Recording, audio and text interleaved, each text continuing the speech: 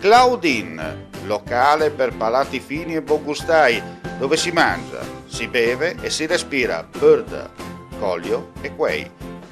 Sono Claudia Azzano, la titolare, e vi aspetto per le mie specialità. Cosa aspettate? Claudine, food, wine, music e sei in pole position.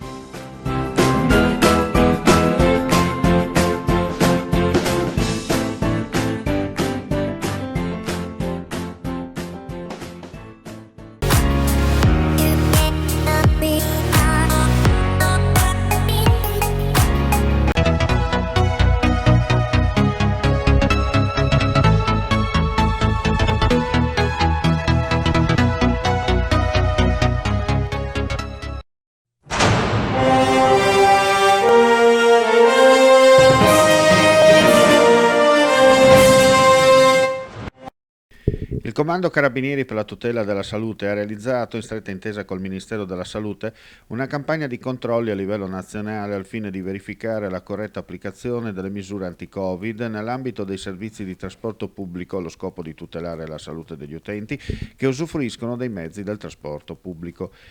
Gli interventi condotti negli ultimi giorni hanno interessato anche il Friuli Venezia Giulia, 110 veicoli tra autobus urbani ed extraurbani, scuolabus, collegamenti ferroviari locali e mezzi navali, ma anche biglietterie, sale d'attesa e stazioni metro. Tra gli obiettivi controllati, solo 4 hanno evidenziato irregolarità, principalmente connesse alla mancata presenza di gel disinfettante per le mani a disposizione dei passeggeri. Complessivamente sono state 28 le missioni di controllo effettuate in regione, 92 sugli autobus, 18 tra depositi, sale d'attesa e biglietterie. Una multa è scattata a Trieste, 3 nell'ex provincia di Udine.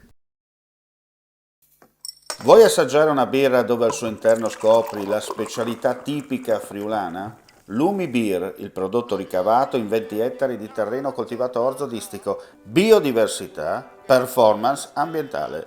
Lumi Beer nelle sue 5 versioni disponibili, 4 per consumo veloce e dissetante e la versione Magnum per intenditori. Lumi Beer si abbina a qualsiasi palato. Lumi Beer è un prodotto esclusivo Azienda Agricola Pancera, il buon seme, i buoni frutti.